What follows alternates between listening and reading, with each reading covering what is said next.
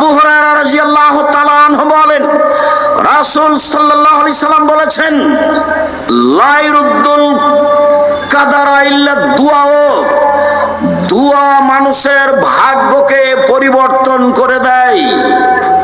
ওয়ালা ইয়াজিদুল উমরা ইল্লা বিল বিররি, সদাচরণে মানুষের বয়স বেশি হয়ে যায়।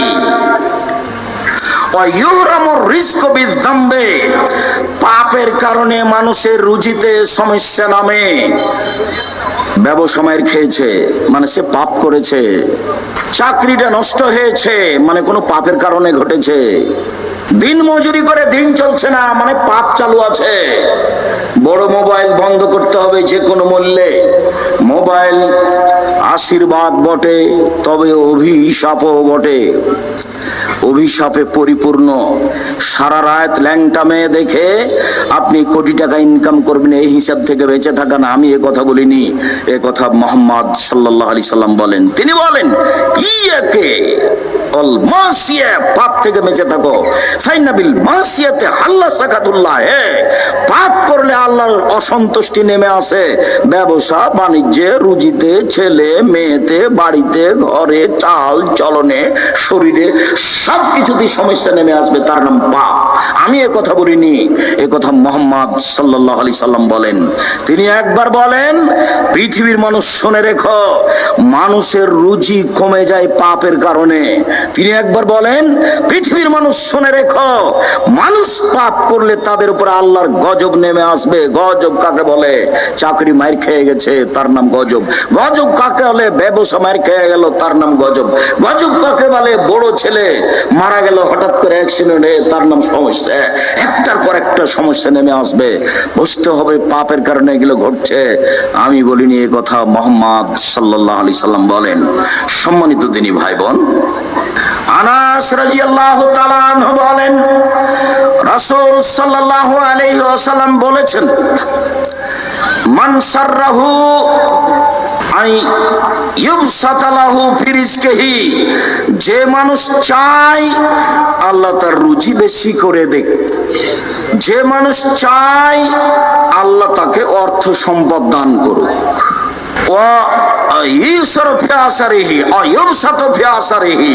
যে মানুষ চায় যার বয়স আল্লাহ তার বেশি করে দেখ, তার হায়াত বাড়িয়ে দেখ, এটা যে চায়, ফল এসেল রাহেমাহু, সে যেন সদাচরণ করে। মনে রাখবেন, ভুলে যাবেন মনে হয়, বাক্যের বক্তব্যের সবই যদি ভুলে যান, এই বাক্যটা ভুলবেন না। কেউ যদি রুজি বেশি করতে চায় জীবনে, কারো যদি হায়াত বাড়িয়ে দেওয়ার প্রয়োজন মনে করে বা করুক, আল্লাহর কাছে চাই যদি, তাহলে সে যেন সদাচরণ করে। আমি এ কথা বলিনি, এই কথা মুহাম্মদ সাল্লাল্লাহু আলাইহি ওয়াসাল্লাম বলেছেন। হাদিস বুখারী মুসলিম। আম গাছে জাম ধরে না, ধরে যেতে পারে। অমাবস্যার রাতে চাঁদ উঠে না, উঠে যেতে পারে। সুঁয়ের ছিদ্র দিয়ে লাঙ্গলের ফাল ঢোকে না, ঢোকে যেতে পারে। অবাস্তব কাজগুলি ঘটে যেতে পারে।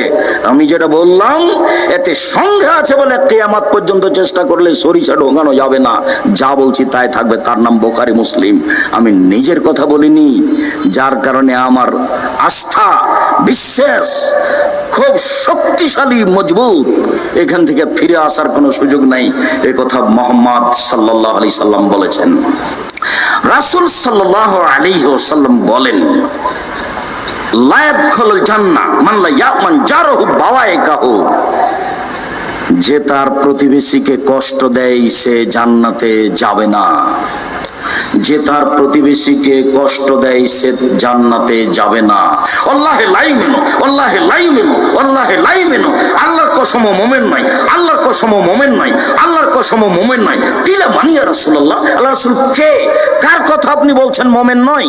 তখন আল্লাহ রাসূল বলছেন, মানলা ইয়ামান জারহু বাওয়াইকাহু, যে তার প্রতিবেশীকে কষ্ট দেয় সে মোমেন নয়। যে তার প্রতিবেশীকে কষ্ট দেয় সে মোমেন নয়। প্রতিবেশীকে কষ্ট দিয়ে মানুষ সদাচরণ টিকাতে পারে না। আবু হুরায়রা রাদিয়াল্লাহু তাআলা আনহু বলেন, রাসূল সাল্লাল্লাহু আলাইহি ওয়াসাল্লাম বলেছেন, ইন্না ফুলানাতান তুযকারু মিন কাসরাতি সালাতিহা ওয়া সাদাকাতিহা গায়রানা তুজি জিরানা বিলিসানিহা। আল্লাহ নবী অমুক মহিলা বেশি বেশি সালাত আদায় করে, বেশি বেশি দান খয়রাত করে, বেশি বেশি তাহাজ্জুদ পড়ে, তবে প্রতিবেশীকে কষ্ট দেয়। আল্লাহ রাসূল বলেন হে ফিন্নার, ও জাহান্নামে যাবে।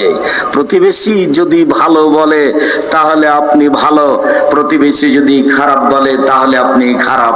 এই কথাই ঠিক। একটা লোক এসে আল্লাহ রাসূল বলছেন কাইফা আলামু আন্নী হাসান আসাদ। আল্লাহ রাসূল আমি কিভাবে বুঝবো আমি ভালো মানুষ? আল্লাহ নবী আমি কিভাবে বুঝবো আমার সদাচরণ আছে, আমি ভালো মানুষ? তখন আল্লাহ রাসূল বলছেন এই যা সামাইতা মিন জিরানিকা আহসানাল ভাগ আহসানতা, তোমার প্রতিবেশী থেকে যখন তুমি শুনবে তুমি ভালো তখন তুমি ভালো, আর যখন তোমার প্রতিবেশী থেকে শুনবে তুমি খারাপ তখন তুমি খারাপ। এ কথা মুহাম্মদ সাল্লাল্লাহু আলাইহি সাল্লাম বলেন সদাচরণ। সম্মানিত দিনী ভাই বোন, আমরা আলোচনার শেষের দিকে চলে আসছি। আবু হুরায়রা রাদিয়াল্লাহু তাআলা আনহু বলেন রাসূল সাল্লাল্লাহু আলাইহি সাল্লাম বলেছেন লাইসাল ওয়াসিল বিল মুকাফি, আপনি আমাকে ভালোবাসবেন তার নাম ভালো, আমি তখন আপনাকে ভালোবাসবো তার নাম ভালোবাসা নয়। আপনি আমার সাথে ভালো আচরণ করবেন তখন আপনার সাথে আমি ভালো আচরণ করব, তার নাম ভালো আচরণ নয়। ওয়ালাকিন কতিয়াত ওয়াসলাহা, যখন আপনি সম্পর্ক ছিন্ন করবেন তখন আমি জড়াতে থাকবো, তার নাম সদাচরণ। আপনি দিনরাত গালি দেন আপনার পিছনে পিছনে আমি আছি, তার নাম সদাচরণ। সম্মানিত দিনী ভাই বোন, সদাচরণ প্রতিবেশী করে আমি করি তাই আপনি করবেন, তার নাম সদাচরণ নয়। আমি আপনাকে গালি দিচ্ছি তখন আপনি আমাকে ভাই বলে দুলা ভাই বলে ডাকবেন, তার নাম সদাচরণ। মহান আল্লাহ বলেন ইদফা বিল্লাতি হে আহসান, মুহাম্মদ সাল্লাল্লাহু আলাইহি সাল্লাম ও যা বলেছে আপনি তার চেয়ে সুন্দর উত্তর দিবেন। মুহাম্মদ সাল্লাল্লাহু আলাইহি সাল্লাম ও যা বলেছে আপনি তার চেয়ে সুন্দর উত্তর দেন, তাহলে আপনার মাঝে তার মাঝে যে দূরত্ব রয়েছে অন্তরঙ্গ বন্ধুতে পরিণত হবে। কি এই যে আমি এখন শেষ করে দিচ্ছি, চলে এসেছি